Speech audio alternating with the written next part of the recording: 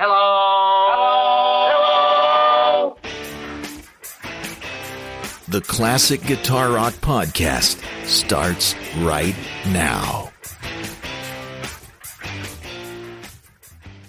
Exclusively on ESPN Plus, UFC 313, Saturday.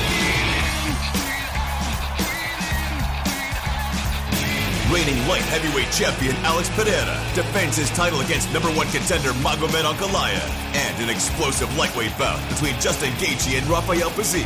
UFC 313, Saturday at 10 p.m. Eastern. Buy it on ESPNplus.com/PPV. Atomic batteries to power. Turbines to speed.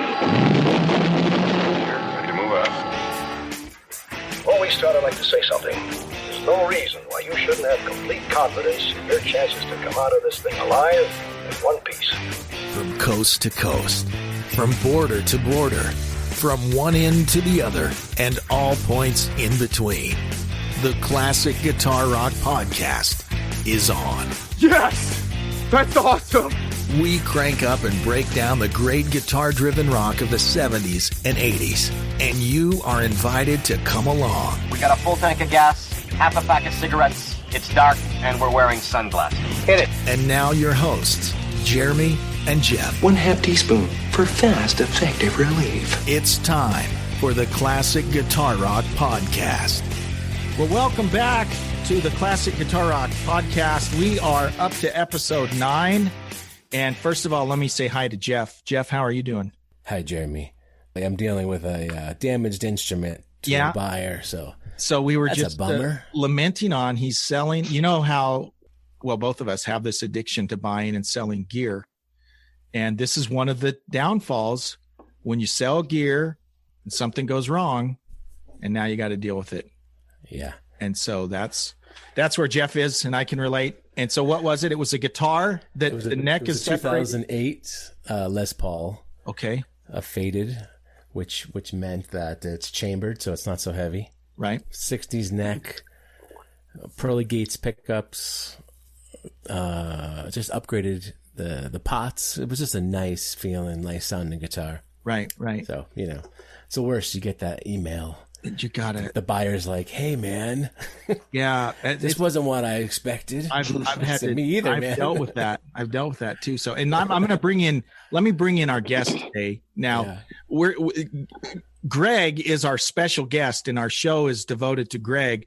But here at the beginning, the preamble part, I want Greg involved here too, because Greg's also a musician, and he can relate. So, Greg Foeller is our guest. Greg, how are you doing? I'm doing well. Great. And he's joining us from Denver today. His home is sunny Southern California. Yeah. And he's a do we call you a recording engineer, audio engineer? What do we Audio engineer, recording engineer, whatever. Awesome. Perfect. And so we're going to get to Greg for the main portion of the podcast, but we just thought we'd bring him in here at the beginning for all of the opening festivities as well. So Jeff, we are rooting for you on this issue with your guitar. You'll have to let us know how it happens. I appreciate it. I think you mentioned we have a few news headlines today. Yeah, I dug up some. Okay. Surely. Let's hear it. And Greg, you are welcome to comment on these if you have opinions on any of these. So we're just throwing them right in. He didn't know he was going to have host duties. What I found today, I had no idea. Bon Scott from AC/DC was in a band called Fraternity before AC/DC.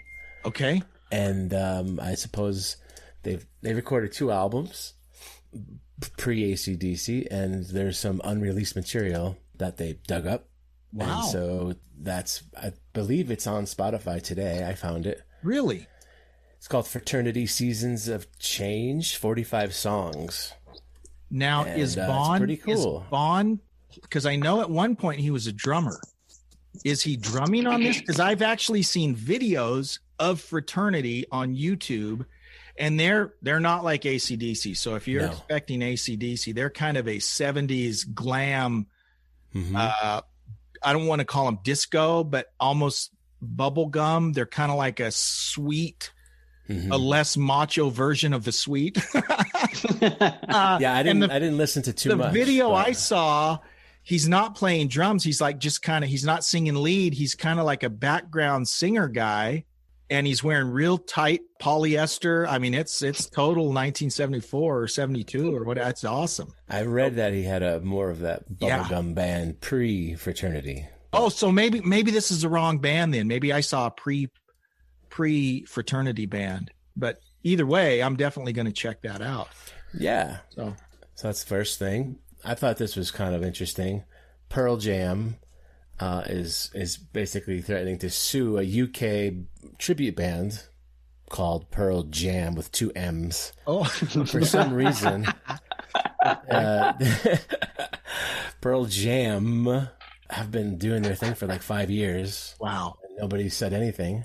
And all of a sudden, for some reason, they're claiming, they're saying cease and desist, change your name. So let me ask you this, and we're all none of us are legal scholars. At least I don't think so. And Greg probably has some thoughts on this. Is a cover band, is a tribute band hurting or helping the band? I mean, I have a thought on that. I think they're helping the band. I think they're promoting the band's music. And if I was in Pearl Jam, my personal thought is that's great that there's a tribute band out keeping our music alive, playing it to folks. I don't know. Greg, what do you think? I guess it's probably opinion, and it could really go either way depending on the talent abilities of the band. If they're really terrible, you might be turning off people to the music. But if they're really good, like you said, they're perhaps exposing people to the music that otherwise wouldn't have listened to it. That's a good point. You guys both in Colorado today, there's a video on YouTube of the Brit Floyd, the Pink Floyd tribute band playing at Red Rocks. That is phenomenal.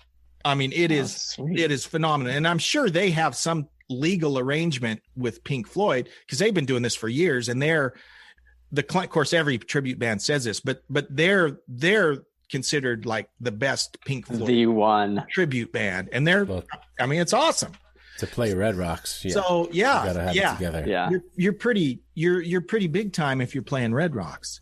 I guess the band was selling merchandise, like using the same font. Okay. And some other artistic thing that they're probably running into copyright so they were taking issues. it a little farther.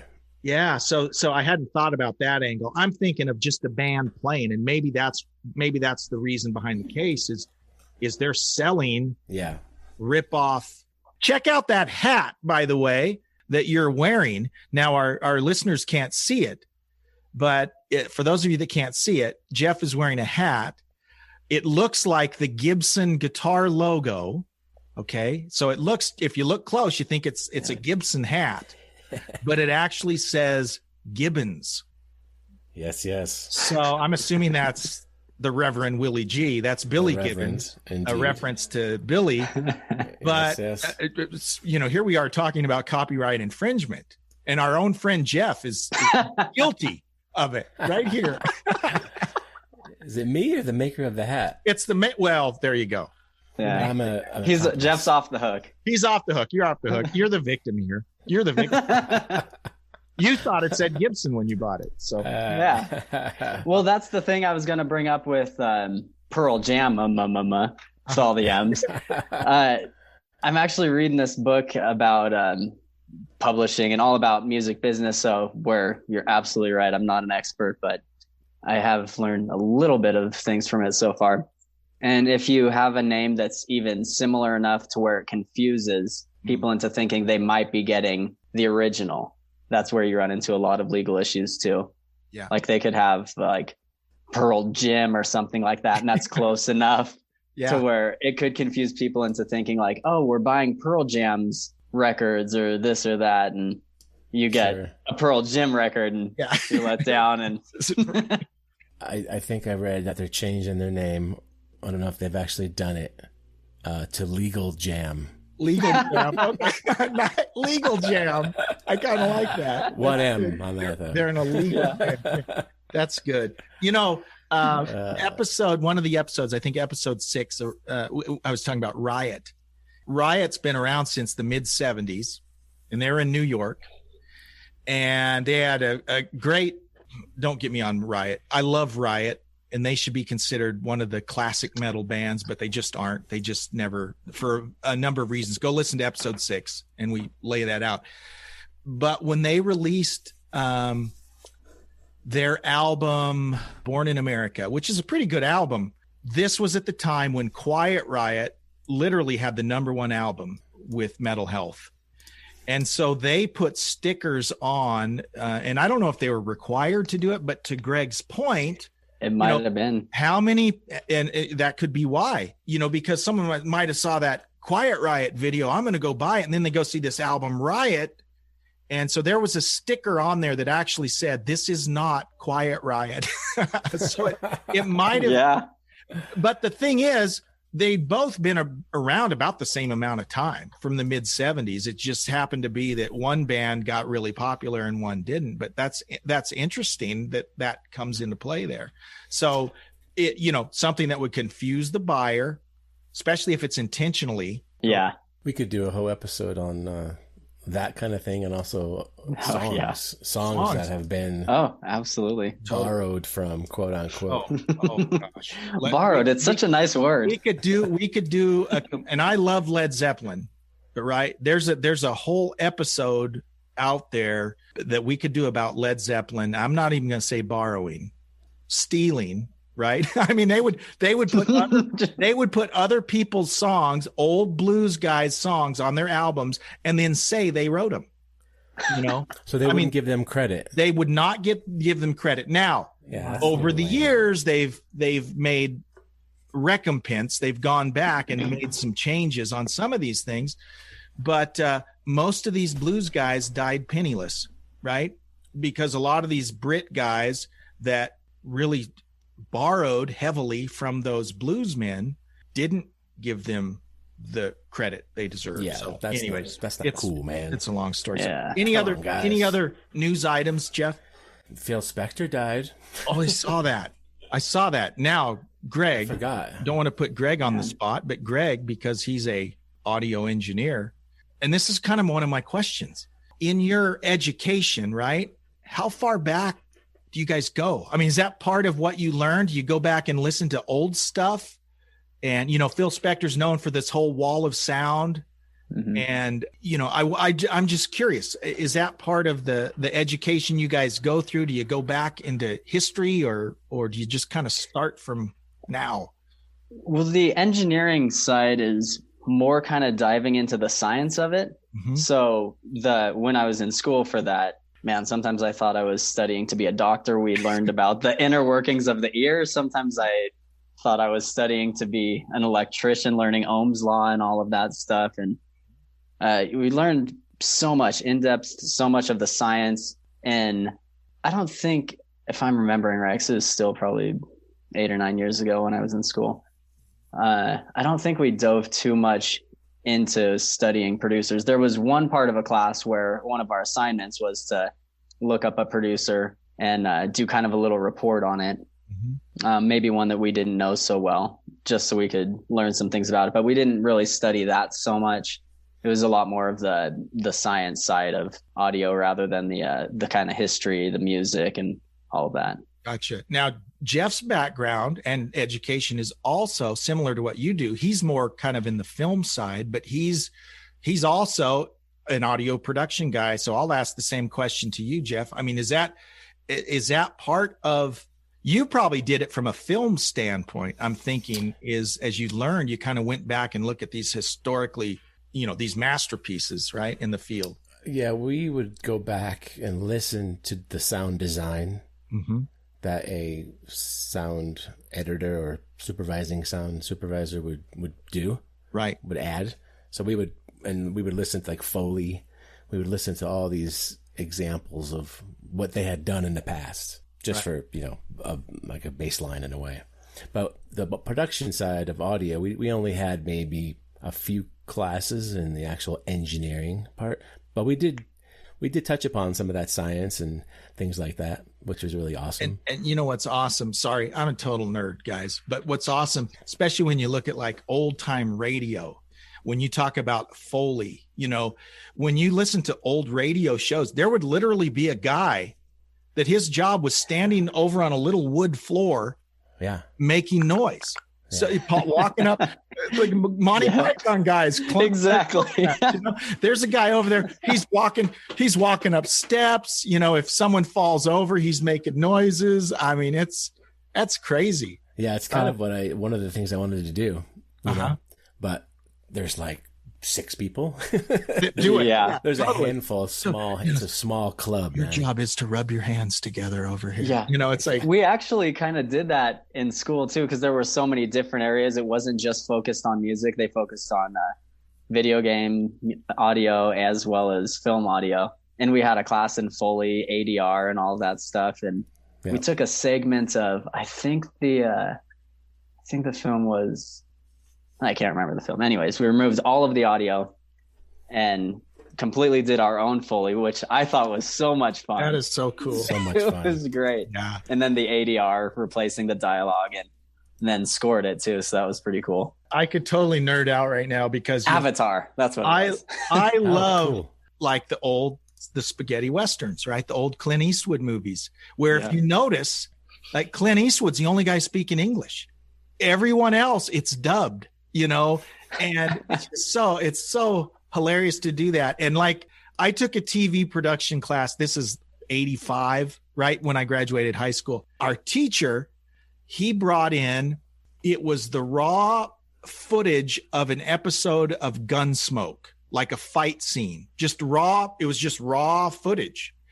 And what our assignment was, is we were supposed to put together a fight scene, editing it all together. And it was the coolest thing in the world because we had 20 people in the class and they were 20 completely different fight scenes. Yeah. And it was really it's cool. so super creative, you know, it's so awesome. Okay. So when we come back, we're going to actually interview Greg.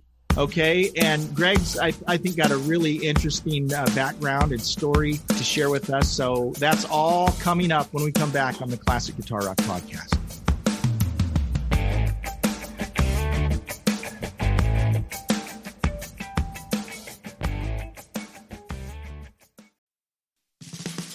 This episode is brought to you by Hyundai. Whether you're running errands with the kids or heading on a weekend escape, the new 2025 Hyundai Tucson Hybrid is packed with class-leading advanced safety features like blind spot view monitor, forward collision avoidance assist, and wireless phone charging, so you can stay focused on what really matters. Learn more about the new Tucson Hybrid at HyundaiUSA.com.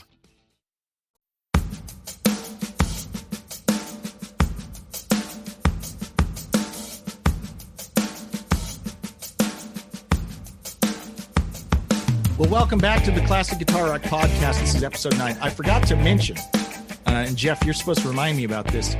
You can become a patron of the Classic Guitar Rock Podcast on Patreon. Our goal is to make $9 a month. Okay, so that's 3 patrons. We don't have any patrons yet. Okay, so you could be one. You could be one of the first patrons. $9 a month is our goal. So check us out at Patreon. We'll put a link there. And as always, you can always reach us by email at classicguitarrock@mail.com. So our guest today is Greg Foeller. And let me just tell you how I know Greg. Greg had the unfortunate position of having to sit through training classes with me. When was that? That would have been about 2008, maybe? Yeah, right around there, 2008, 2009, maybe. So Greg was a supervisor. We both worked for a company that runs call centers all over the place. And Greg was a supervisor and I was a trainer. And so he had to sit through a bunch of classes with me. He was well behaved. He turned me on to Blind Guardian, by the way. He yes, Blind Guardian, and I can't say I'm a huge fan, but I can say I am a fan, and I like to check out Blind Guardian. They're German, right? Yes, I am so stoked you remember that. And no, I still have the CD. It's in my car. I still have it. It's a copy that Greg burned for me, and very interesting. And I've gone and watched the live stuff from Wacken when they played there, and So he kind of turned me on to that. But Greg, I remember Greg telling me way back then that his goal was he wanted to get into audio engineering and recording and that sort of thing. And then before I knew it, it seemed like he's in LA going to school for that. And so that's awesome. So I'm going to shut up. And Greg, I want you to kind of give us your background, what music you were into as a kid, and just walk us through going to LA, going to school, getting your foot in the door at the studio, and just tell us your life story. Cool. I'll try to condense it as much as I can. Not your whole life. I'll be here way too long. Yeah. First off, I'm so happy you brought up Blind Guardian. That's great. Okay.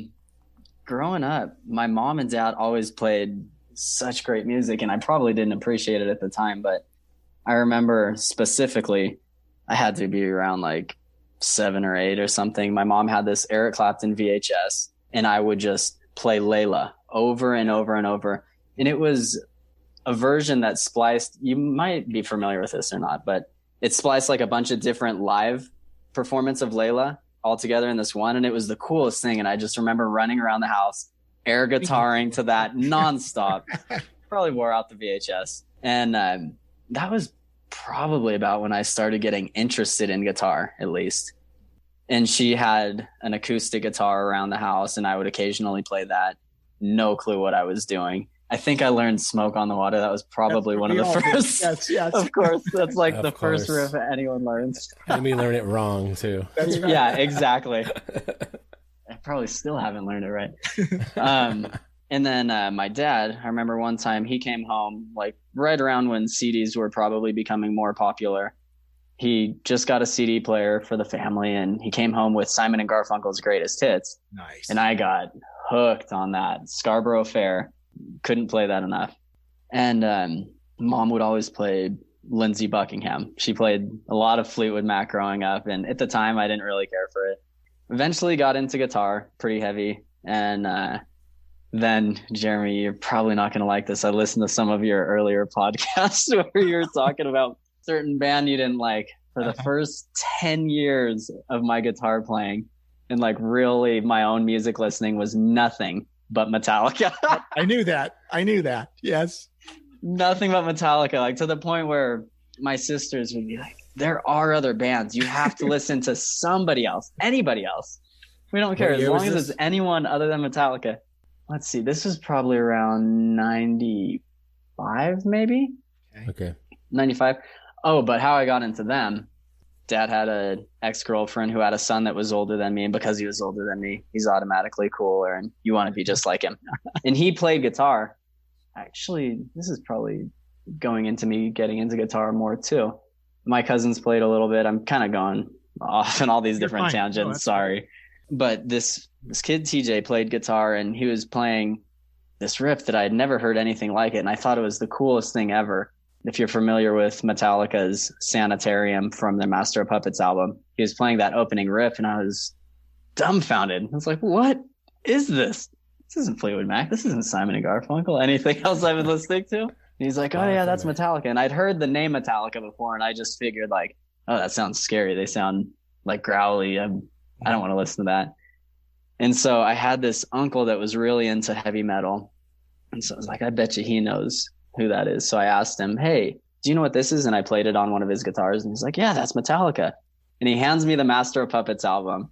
And I was pretty young. And I just remember going home and laying down on my carpet, popping it in the CD player. It was like a little bubble CD player and just sitting in front of it. Yeah. And then Battery starts out, that beautiful classic, that intro. Have no idea what's coming. And then the heaviness kicks in and just pummels me. And I could not stop playing that CD. And from that moment on, it was 10 years of nothing but Metallica. Nothing but Metallica. Have you seen him live? About 12 or 13 times. Yeah. So he's a fan. Nice. Yeah. Not enough. But and here's the thing with Metallica, there's a few bands like this. I like I've watched that documentary, what's that documentary? Some Kind of Monster. I've watched that. I love that documentary. I love the guys in Metallica. I do. I love James Hetfield. I'm the same way with Alice Cooper. I love Alice Cooper. I watch interviews. I just am not a huge fan of Alice Cooper's music. I'm not a huge fan of Metallica's music. I mean, I know they're great. I know they're huge. I like them more than their music. So I don't want you to think I'm a Metallica hater. I'm just That's good. I was going to spend the whole time trying to convince you. That's awesome. So at some point you get a little older, you're in high school and stuff. When did you decide, hey, I want to be an audio engineer? What brought that? Okay. So I was playing guitar a lot. That was pretty much my entire life. Then I discovered skateboarding, and guitar kind of took a back seat for maybe a couple years, but it was still always one of my biggest passions. And I play guitar here and there. And then finally I started kind of doing them more around the same level, 50-50, as opposed to primarily skateboarding. And just got into a lot of writing my own songs and stuff. I always thought that was fun.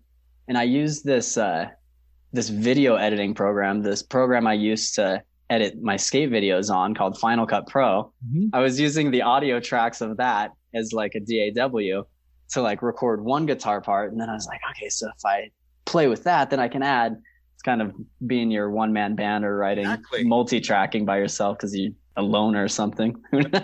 But so writing music got me into needing to record it because I have a terrible memory. And this podcast would probably be a lot more interesting if I had a better memory. But that also led to me doing what I'm doing today because I couldn't remember my songs, so I had to record them. And the recordings were such terrible quality. And I was always just like, man, this doesn't sound good at all. Like I need to start looking into this. So I got as many books as I could to improve my recording, like Complete Idiot's Guide to Recording for Dummies, as many as I could. And I learned a lot from those, but there's really only so much you can learn. So I would start kind of shadowing people in this. I think this was still pretty well before YouTube. So it's not like you can just go type something in and be an expert on it, you know? Did you eventually start using GarageBand or Logic Pro? I did eventually start using GarageBand, and I actually worked at a church for a while as an audio engineer for their live sound. And this was well before I knew anything about it. I just happened to be the only one that was interested in it. Right. So, which I think is probably oftentimes the case at church. They said he's got long hair. He can run sound. Yeah. He looks like he likes music or something. Yeah. I don't know. Put him behind the board. That's right. Does he know what he's doing? No, whatever. We'll figure it out. And I also worked at this church's radio station, and they had Logic, and I was like, oh, sweet. I can finally upgrade GarageBand. So I used Logic quite a bit. And then at some point it just got to a point where I still needed to learn a lot more. And I really wanted to. I was very interested in it. And I was like, I've pretty much got to where I can from reading books about the limit that I can learn from that. So I looked into going to audio engineering schools and whittled it down to 3 different ones, did a lot of research on which would probably be the best for me. And I found this school in Phoenix, Arizona called the Conservatory of Recording Arts and Sciences. A really, really cool place. So I went there, and it was a pretty accelerated program. It was like 9 months. That was kind of one of the appeals as opposed to the other schools. Some of the other schools were 2, 3, 4 years long. Right. And I figured, all right, so if they're jamming all this knowledge into my brain for 9 months, I'll be out in the field that much sooner than I would with the other schools. And everyone knows you're going to learn a lot more in the actual field than you are in a classroom. Right. Even if the classrooms are professional recording studios, which most of them are, you know, it's always going to be a little bit different when you're in an actual session situation rather than a graded classroom situation. So I went out to Phoenix, Arizona, didn't know anybody out there. I was just like, yeah, this is the place I got to be. Goodbye comfort zone. Hey, goodbye right. All of that. And went out to Phoenix for 9-10 months or so. And I love that school. I couldn't get enough. Like all growing up, I got pretty bad grades in school, and it wasn't because I was stupid or anything like that. I just wasn't interested in the work. So I would skip school to skateboard. I would skip school to play guitar. Like I just didn't want to learn about that stuff. then you get me in audio engineering school. And if I got anything below 100% on the test, I was like, no, what? How could I do that? Yeah. And going to like all the extra classes, like all the extracurricular stuff that you didn't need to. I was such a nerd, all about it. So I also visited that school because nice. Maybe in my 30s, you were probably in your 20s. I was contemplating audio engineering school, but then, and I liked that school, but I started thinking, you know, I think I mentioned this to Jeremy, like with technology, like GarageBand and Logic and prices of microphones and equipment going down, I'm thinking people are going to start doing this at home more and more and more. The big studios are going to go out of business, or some studios are going to go out of business. Did you ever think about that when you were pondering this, or you just were like, I love it, I'm going to do it, and we'll just see what happens? I didn't think about that too much, and yeah, it is kind of the obvious route, and that is definitely what's happened and is still happening always. I think I went there with the intent of just learning as much as I could. I didn't really have any really thought out goals, I guess. So it's probably a bad thing. I remember when I was signing up for the school, the person I was talking to was like, well, what are you going to do? Are you going to move to LA afterwards, New York? And I'm like, I don't know. I'll probably just come back to Idaho and see what I can do around here. And they're like, I don't think you're going to go back to Idaho. And yeah, so I start learning all this stuff, and the more I'm learning, and I'm like, yeah, I really can't go to Idaho. I have to be in one of the major places, you know, and to really work in the audio engineering side of it, in studios and all that, you pretty much have to be in Nashville, New York, or LA. And I'd had enough with the cold weather. I was like, I'm never living somewhere that has winters again. Like, I love visiting, going back up to Idaho to visit my family. And I mean, I'm in Denver right now. It certainly isn't warm here. So, Greg, how did you get to where you are now? I mean, tell us, how'd you land the job? I mean, tell us where you are, but how'd you get the job? So when you finish that school, they have an internship department, and their whole job is to have connections with studios across the country. I don't know if it's across the world, but mainly across the country. All these major recording hubs like the New York, Nashville, LA. And so in all of the biggest studios, they try to foster these relationships to where they know the studios well, they know the people at the studios well. And because you've been at the school with them, they know you pretty well. So they try to do their best to match you to, first off, a place you want to be. You make a list of like several different studios that you'd be interested in working at, and they'll talk with you and let you know, like, hey, we really think this would be a good fit for you. So I decided I was going to move to LA because of the weather. I knew people there. I had friends there. I do have some family there, grandparents live there, and some cousins. So it seemed like a pretty obvious decision for me to go there. But again, I didn't know what studio I was going to be at. My internship coordinator was like, hey, there's this place called Ocean Studios. It's a really awesome studio. They do a lot of rock. It's a lot of the kind of music you're into. And the studio manager, his name's also Greg. And my coordinator's name was Greg too. So it's a trifecta of Gregs. I go my whole life not knowing barely any other Gregs, and then I get into music and they're everywhere. All there. Greg's and I don't understand it. Yeah. Jeff, Greg. Those are the big music names. Yeah. Oh yeah. Sure. Yeah. You're born into it, whether you like it or not, right. You're a Greg. So he told me about this studio, and I was like, okay, cool. I'll go check it out. And they were hiring, and I went for the interview and stuff, and it just ended up being a really great match. And I was there. I started out as an intern, so you're not getting paid. You're just, making coffees, picking up food, scrubbing toilets, all that stuff. And you do it. I'm kind of the mentality where I'm like, I don't care what I'm doing. I'm going to do it way better than anybody else can do it. Like, I'm going to make that. Ever. Yeah. These toilets are going to be so clean. You're going to eat off them. And since I bring you your food, I'm going to serve it to you on this toilet. Yeah. Okay. That never happened. But so I moved up from that to runner, where it's basically the same duties, except you're getting paid. Okay. And then you also get your chance to go sit in the control room where they're actually recording and stuff like that, and be a little bit more a part of the sessions. And then from there, you go up to assistant engineer, because most times clients will come in with their own engineer. And then each studio is quite a bit different. So you really need an assistant there to show you how to do the things you want to do. Assistants are doing quite a bit more of the work, the behind the scenes stuff than most people would expect. So I was doing that at that studio for probably 7 years or so, maybe 8 years. And then they shut down. It was a weird situation. I won't get into too much of it, right. But the people that owned it, I don't think they cared about making or losing money. So I don't think it was a situation of that, which most studios do have to worry about making money.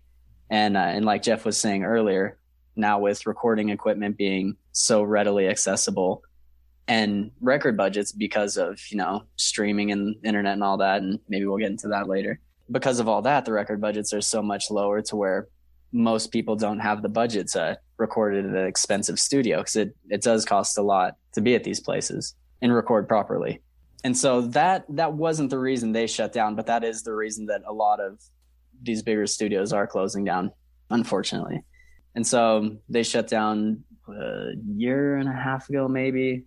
And from there, it was it was a bit of a struggle, because LA is an expensive city to live in. And right. I'd been at this same studio the whole time. So it's like I made a lot of connections, but with the industry the way it is, it's looking pretty grim. It's not looking real hopeful. And I even had this thought of like, oh man, if I have to like quit music and live back in Idaho, it's cold. I don't want to do this. And just all of this stuff. Idaho's not the place for me. It's beautiful, but I love being in LA. So I eventually got my traction and have been a freelance engineer. Awesome. With several different studios around town. And it's pretty cool. They've been keeping me busy for the most part. Then coronavirus hit and wiped out my. Yeah, that's been a mess. So of course we want you to name drop, and of course, if there's stuff you can't talk about, that's great. But I can share things you posted on social media, right? Yeah, of course. You worked with. So I've seen, and I would just get mad at Greg. I would say, I hate Greg Foeller.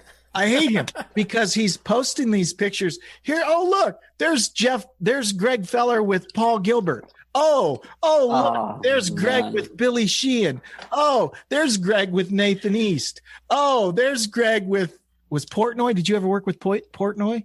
Twice. So I'll tell you a funny story about the majority of those people you just mentioned. This is kind of funny.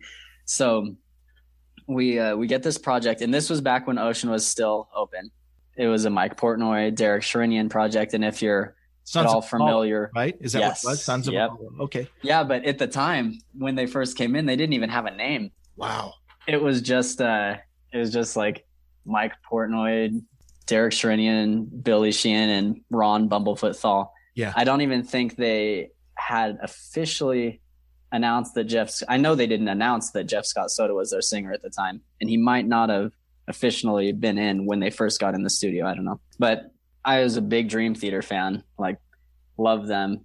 And so Derek Sherinian used to play keys in there, and Portnoy was one of the founding members and was in there for a really long time. And I was a really big Portnoy fan. Even not being a drummer, he's just amazing. He's incredible. Yeah. He's like the heavy metal Neil Peart. Yeah, he's awesome. So I was really excited to work with them. So that session came in, and that was maybe a week or two. I can't remember. I think it was like closer to 2 weeks. And that was a lot of fun because it was heavy metal music with these dudes that I really looked up to.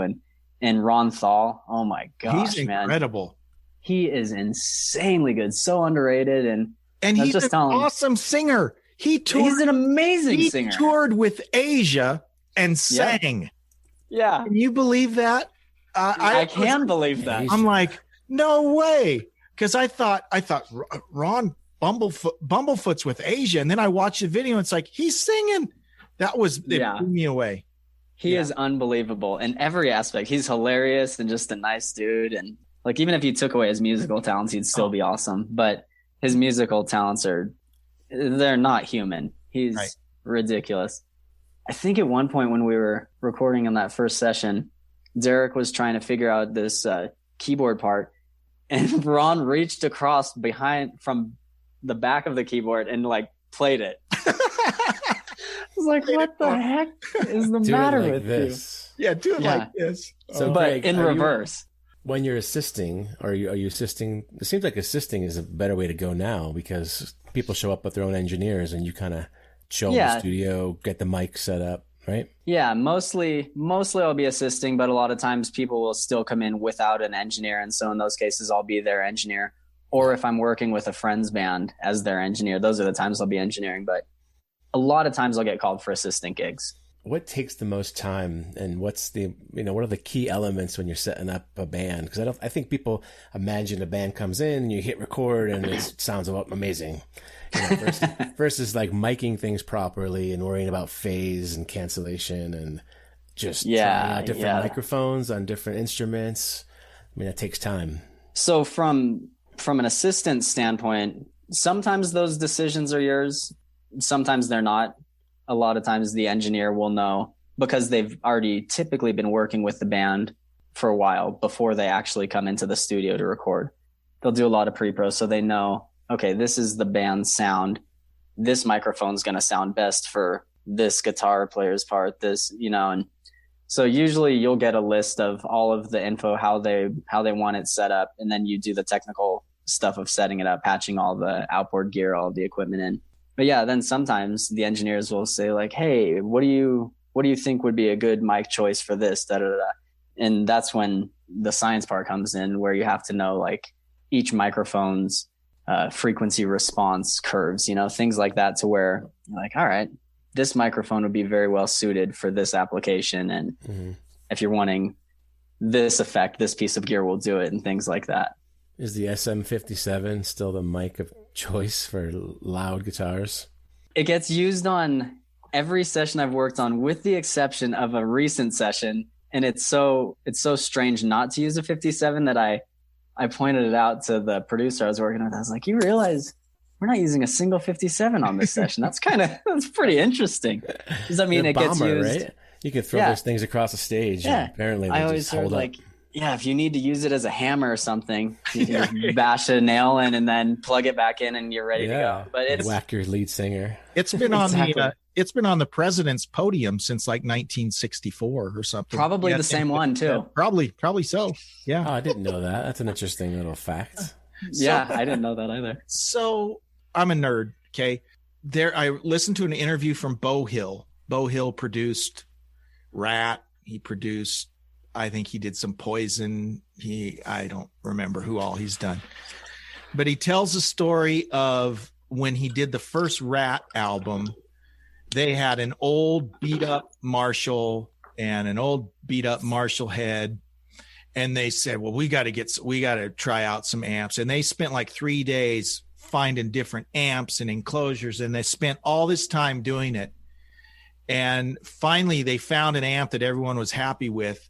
And it was the original amp they brought in, the original cab, and they wasted all that time. He recorded both guys on the same old Marshall. They'd do their, Warren DeMartini and Robin Crosby would do their own parts, but all using the same amp. And I read these stories of it, it took us a week to get the drum sound, and all this. I'm like, oh, see, because I don't think people picture that part. And that's kind of the question I wanted to ask you.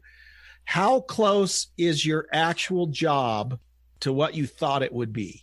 When you have this dream of becoming an audio engineer, how close is what you're doing to what you actually thought it would be? That is a good question. It's interesting because, again, I don't know if I had this vision in my head of exactly what it might be or what I'd even want it to be. All I knew is I love music so much. It's that and skateboarding have been my biggest passions in life. And I was like, I have to work doing something that I love because I can't be happy being a supervisor over at Capital One or whatever, Exactly. Totally. I have to be doing something that I love, and skateboarding didn't seem feasible anymore. I used to tour a lot for it, but to make an actual career out of it, I was like, no. I looked more into music, and I didn't know exactly what I wanted to do. I just knew I wanted to work in music badly, and I had to work in music. Otherwise my soul would be drained. That's awesome. I didn't have any preconceived notions or anything, which also led to, I didn't have any letdown. You can't be let down if you're not really expecting much. That's good. So when a session finishes, obviously there's some editing that happens, right? Mm-hmm. Is that your part of your job, or does the artist producer bring in someone, or they take the tracks, the masters, and edit them somewhere else? Yes. Or both, all of the above. all of the above, really. A piggyback off that is, how intentional is keeping the music more human, loose, kind of loosey-goosey in the pocket groove versus like quantized or right on the beat. Yes. Because that seems to be, obviously, with pop music, electronic, of course, but pop music even is doing it so much. So, in that studio, maybe, where it's more rock, what was it like in regards to those things? A lot of times, that area wouldn't be my job, because most of the time the people would come into the studio specifically for tracking. And that's just a different way of saying the recording part. They get all of their parts recorded and then get out of there, again, because there's not as much money in it. They don't have a budget to sit and hang and stay in the studio and take a week to get a drum sound, take a week to run through all of these different amps before they find one. Some projects do, and those are so fun to be on, but they're very, very, very rare anymore. Yeah. Which is unfortunate, because a lot of times you get just a single day long session and you don't really get to know the people too well. But yeah, so they'll record at the studio, and then they'll usually take their tracks home to, maybe their producer or engineer's home studio or something like that, where they'll edit it and things like that. And I've done a lot of the editing, and I certainly do that with a lot of my own music. And that's the closest my job gets, I feel like, to being like an accountant or something that I hate. The monotony of like comping tracks and editing and all of that. Yeah. And when I first started out doing it, I just had this tendency to try too hard to get them all perfectly quantized and all of that, and perfectly in tune and all. And it completely drains the feel of the music, completely drains the humanity and what makes the music so awesome to begin with. Right. Mm-hmm. And so, like, as I kind of developed a little bit more and learned a little bit more, I was like, yeah, this isn't doing any favors. Certain music. Is it the producer that's requesting that to quantize, or is it just they say do what you want? Do you know what I mean? Oftentimes it'll be the producer, maybe the musicians, and it goes by the style of music. If it's like more old school rock and roll, you're going to get a lot more of that mentality of close enough for rock and roll. Exactly. Mm-hmm. And that's also kind of the beauty of it, because you feel the music more than you feel like a machine's pummeling this sound at you. Right. Sure. Jeff, you like the editing part, don't you? I like editing in general. I like editing video a lot. Okay. And all those effects and transitions and things. Sound design, I like editing. Mm-hmm. I haven't done much with like a full track list from a band. Right. Right. I don't know if I might like it in the beginning, but yeah, then it would get. Yeah, I think if you can get creative with it, then it's fun. If it becomes monotonous, or like Greg was talking about this quantize, and then that I wouldn't like. Yeah, I used to like the video editing a lot too. I think what I'm despising the most is, picture like you have a lead vocal, and there's, sometimes people get really crazy with the overkill. You might get like 20 tracks of the same section of the song sung 20 times, and then you got to go through and pick out each word, sometimes even syllables, like, oh, this S is better from this take, and then Frankenstein them together. You do that with guitars, vocals, drums, and then you hear the same phrase over and over 1,000 times, and you're not even hearing it anymore. Like, if anyone's in the room listening to you comp vocals, they're probably on the verge of killing themselves. But your mind is in a different place, but you're just listening for these minor intricacies and differences between the two. And that gets really monotonous after a while, and it's not super fun, and it's not super creative. Where editing becomes creative, that can be more fun, and I'm into that a little more. But that's more probably song arranging as opposed to like comping, making a composite. Yeah. Yeah, so I wouldn't like that either. what I'm interested in, and I've even kind of asked Jeff this question too. How does what you do for a living? Okay, how does being an audio engineer, a guy that's recording music now, How has that changed the way you listen to music now? That is interesting. And that is a good question. So sometimes if I don't like the song or I'm not necessarily into the song that I'm listening to, that's when I'll allow my hypercritical brain to kick in and be like, oh, that's a horrible drum sound, or oh, that's clearly an auto-tuned vocal. It takes me out of the mood and I hate it. But on the complete reverse side of that, being that I started out as a musician, and that's my biggest passion, even before the engineering or anything like that, the song itself is always what matters to me. Like, I'm a big Misfits fan too. And you want to talk about terrible quality. and they're not doing a whole lot of crazy intricate stuff playing wise either. So very simple and not well recorded by any means, but the songs for whatever reason grab you. So in those cases, I can turn off that part of my brain and actually enjoy the music. And if it's a good song, it's a good song. If they, I can enjoy it. But then there are the times when it's like, if it's a song where I'm not super into it, then I will start to notice all of these teeny little things that'll perhaps drive me crazy. Yeah. What about you, Jeff? Do you listen now differently than you did when you were a kid in high school listening to hard rock? What do you hear? I gotta say, one of the things I loved about music and rock and roll and heavy metal when I was in high school was paying attention to all the parts. Mm-hmm. I was just drawn to like the guitar solos and who's playing what, and whoa, did you hear that bass line? Exactly. That kick. Like, right. Wow, these guys got, like, Bonham had this fast foot. With one bass drum. Yeah. So I would. That's Nico McBrain. Nico McBrain, same way. Yeah, totally. Yeah. Yeah. So I would actually pretty early on was into listening at that level. And that's, now that you mention it, for both of you, right? I mean, I'm making these comparisons and I'm kind of the same way. I just haven't obviously pursued it to the level you guys have, but that's probably what drew you to the fields that you were in, because you had that interest in, I'm going to listen to the bass line on this song. Yeah. I'm going to check where most people that are just, it's background noise. That's probably what led you both to do, if I were a psychologist, I would say that's probably what led you guys to do that, but that's awesome. So here's something that's very interesting. Black Sabbath's first album. How long do you think it took them to record that? 7 days or something, or 5 days? It was like 3 days. 3 days. Okay. Entire album in 3 days. So, and I don't know. You brought up the question. One of you talked about it being loosey-goosey versus quantized. I can't make a blatant statement and just say, loosey-goosey's better anytime, but there's some pretty classic stuff that they just cranked it out, man. So I don't know. That's just Jeremy, have you ever been involved with recording the whole band at once? Just maybe isolating the drums. So what gets laid down is really the live loosey-goosey sound, and the band says, that's it. We did the song. We were all there. That's it. I've never been, I've watched enough stuff that I kind of think I'm familiar with the process and how it works, but no, I've never been in the studio to see that happen.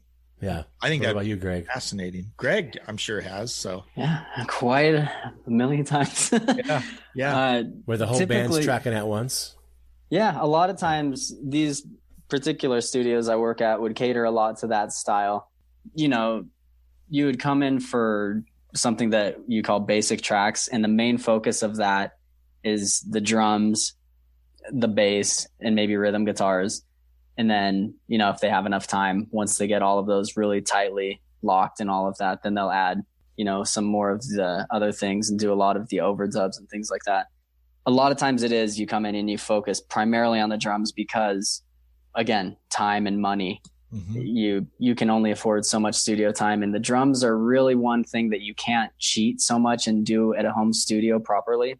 And so they focus a lot of time on the drums, and then maybe they'll go do their bass and guitar and vocals at a cheaper home studio or something. But you do run into a lot of situations where you are recording the whole band live at once. I've done equally as many of those situations too. And when you're recording guys like you said, Nathan East, Jeremy, that guy is He's monster. a monster. Totally. Dude, awesome. I worked this session pretty recently, maybe a couple months ago. Nathan East was the bass player. Greg Bissonette was the drummer. Yeah. And I think this guy, James Hurrah, who I think at one point he played for Madonna, some other people. But between Bissonette and Nathan East, they're creditless. Like, it'll take you a day to read all of the things they played on, just to read what they've played on. Yeah, Bissonette was David Lee Roth's drummer, right? Yeah. And Nathan East, of course, played with Clapton forever. So to take it full circle, funny story. Remember that VHS I was telling you about? Mm-hmm. Who do you suppose was the bass player on that? Nathan. Yeah, it was Nathan. Awesome. And I talked to him about that, and he thought it was great. Yeah. And you know what's funny is he still looks the same age, right? Dude, he does. As he looked in 1983. Yeah. You plan on aging anytime soon? Yeah, exactly. So with guys like that, and I recorded Abe Laboriel Jr. and other dudes that are just monster players. You have like all the musicians in the main room, and then their amps are off in an isolated room. Right. And so you still get the beauty of the isolation to where you can make your fixes and if you need to, and there's a lot less, if not no bleed in the mics and stuff like that. But you still have the feel of live. All the musicians are still playing together live. And when you're fortunate enough to work with some really, really good players, it makes it a lot easier. Otherwise, you get some good parts and you Frankenstein it together. So do you ever, because I know this is happening more and more, there's lots of situations where one guy will be in London, he records his part, you know, the guitar player Jeff is in Boulder, Colorado, he records his part. They're never even in the same room together, and then it all gets sent somewhere to be put together. Do you ever mess with stuff like that, or have you ever been involved with projects like that? Actually, now, because of people traveling a whole lot less, we've done a lot more of that. Prior to COVID, I hadn't done a whole lot of remote recording. You know, a little, but very, very rarely here and there. Typically, people would fly in to LA to, you know, come be with the band and all of that stuff. But now people aren't flying so much. And so, yeah, we're getting into a lot more remote recording using different programs and stuff like that, where you can control people's computers from long distances. And in one of these studios I work at, we end up doing a lot of like, it's typically just a vocal. So it's quite a bit different from the other studios I work at. And it's certainly not trying any of my abilities or pushing me in a whole lot of ways like that. That's just an easy gig. But they're like Nickelodeon, Disney, sometimes voiceovers, sometimes singing to a track and things like that. But since COVID and all that, we'd be recording them at the studio, but all of the producers and directors and stuff like that would be in remote locations, you know, maybe New York, Boston, all these other places. And they're coming in via Zoom and Source Connect. We'll get the audio to them that way. And just all these different, pretty cool. It's cool that you can do it. Right. I don't like having to do it. Exactly. But it's another, you know, it's another thing you can do. And moving forward, that skill will probably be more and more valuable to have on your resume. That's awesome. Now, and we're all there's light at the end of the tunnel, Greg, but we got a few more questions. So as you go back now and you think of just great albums from a production standpoint, I mean, what are some of your favorite albums when you listen and you're just like, that is just a brilliant album? That's a tough one because, again, I'm probably horrible in the sense. Being an engineer and saying what I'm about to say is probably blasphemy, but honestly, when I'm listening to music, it's so much more about the music. Interesting. If the production adds to it, that's awesome. If the production subtracts to it in a negative way to where it takes you out of the music, then that's obviously a bad deal. But if I'm really, really stoked on an album, it's typically not because of much more than the songwriting and the performing and all of that. But a lot of that is so amazing to listen to because it was recorded well, recorded properly, and your brain's not struggling to create these frequencies that might not be there. So you're not fatiguing. I mean, there's psychological things that if you're listening to something at a poor quality, your brain's struggling to make up what isn't there, and it actually fatigues you. So you're not going to enjoy it. So although I say that, I guess there are some subconscious things that are coming into effect too, that the production and the way they record it properly and all that will play a part in. But yeah, again, ultimately, I mean, when people talk about these great albums like Dark Side of the Moon, right? Yeah. I mean, do you concur? I mean, do you listen and go, yeah, and the thing about it's cool. And it's Dark Side is so much of it they were inventing as they went. Yeah. Right? That type of stuff. And we did kind of dive into history in the school I went to about stuff like that, because they were getting into like quadraphonic recording, quad and all that.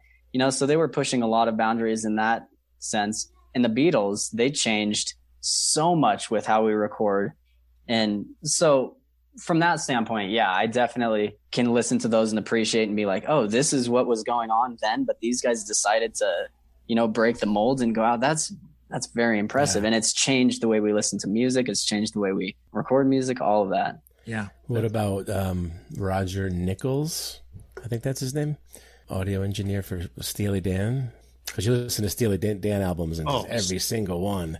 Somehow it sounds good on my phone, in my car, on my computer, on my big system here. That's a guy taking his time to do it right. And a lot of times when you're recording and mixing, you have several different kinds of speakers at different qualities. You might have a really high quality speaker for certain details, but then you'll check it in your car. I'm sure you've probably heard a million times the old car test. You take a mix out to the car, and if it passes on like the worst case scenario speakers, then you know, all right, it's going to work. And you always try to think of, okay, well, how are most people hearing this? A lot of people are now hearing on a phone, so I should probably check this on the phone to see if it translates well. And or earbuds, whatever. Yeah, exactly. Okay, so one last question. We want to thank you for coming, by the way. This has been awesome. We'll have to have you back. Lindsey Buckingham. Okay, so make the case for Lindsey Buckingham, because if folks don't know, Greg is a huge, look at his shirt. He's got a sweatshirt on that says, and he's got a t-shirt. Wow. Greg is a Lindsey Buckingham fanboy, and you got to meet him. Meet him. So, okay, you just take off on Lindsey Buckingham. Why? Oh my gosh. So is this the beginning of another podcast? Oh, well, could be. Wait, you said you didn't like Fleetwood Mac when you were a kid, or you changed? That's the funny thing. I didn't. And when my mom would play Lindsey's solo albums and stuff, I was like, this isn't Metallica. I don't want to hear this. Get out of here. So then, fast forward, and yeah, Metallica is my favorite band of all time, and Lindsey's my favorite musician of all time. Like, the guy is a monster. From a production standpoint, you think of all the, I'm going to say something that isn't very popular, but I believe 100%. He is the reason Fleetwood Mac is what they are. I agree 110%. Totally. Most people, and this is kind of a fun gauge. You can tell you're speaking with a musician or not if they're a huge Stevie fan, or if they even know who Lindsey is. Because a lot of times I'll say Lindsey and you get, who's she? Who's she? Like, she is not a she at all, and she's the reason Fleetwood Mac is massive. They're obviously the Peter Green era, but they didn't get to gigantic success like Rumors did, and the Fleetwood Mac self-titled album that Lindsey and Stevie first showed up on, and who was one of the main producers of that. He would take like Stevie's very elementary songs and craft them into these masterpieces that people love. Yeah. So production-wise, I'm a huge fan of him, because he's always one of those dudes that takes his time in the studio, and he's a crazy perfectionist, probably to the point of driving people that work with him nuts, I'm sure. So he would push a lot of boundaries, take the time to get it the exact way that he's hearing it in his head. And on the production side, that's always so interesting for me to see a dude like him doing that. Then he's an insane singer. Like, his singing's amazing. His songwriting's incredible. His guitar playing, every time he's been out of Fleetwood Mac, he's been replaced by two guitarists. What does that tell you? Who don't do him justice. Right. No, he's a phenomenal musician. He's awesome. He's awesome. One of a kind. And just such a huge fan of his style. There's nobody like him. Yeah, that is and crazy. He is the whole two guitars painfully underrated. Yeah, very much so. Very much so. And I totally agree that he's the brains behind Fleetwood Mac. Absolutely. He's the one that made it all work. So, well, Greg, we want to thank you for coming, and we'll definitely have you back. This is awesome. And it was great to check in with you. I haven't seen Greg for, gosh, when did you leave? When did you go to LA?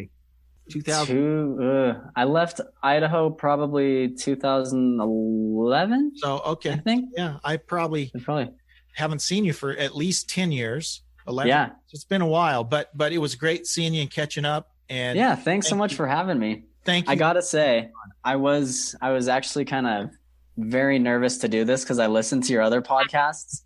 And as I was listening, I was like, oh my gosh, Jeff and Jeremy know so much about music. Like, what am I going to possibly add to this? Like, I'm going to bring them down. I'm just going to sit and get an education. Like, are you sure you guys want me?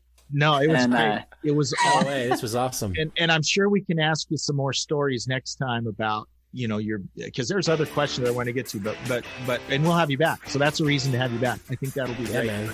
Nice. Jeremy. Thank you. Thanks Greg. So much, Greg. Yeah, thank you, Jeff, Jeremy. This was a pleasure. And we'll see you on the next episode of Classic Guitar Rock. Bye-bye. Awesome. See you later. Thanks for listening to the Classic Guitar Rock podcast. Please like, subscribe, and share.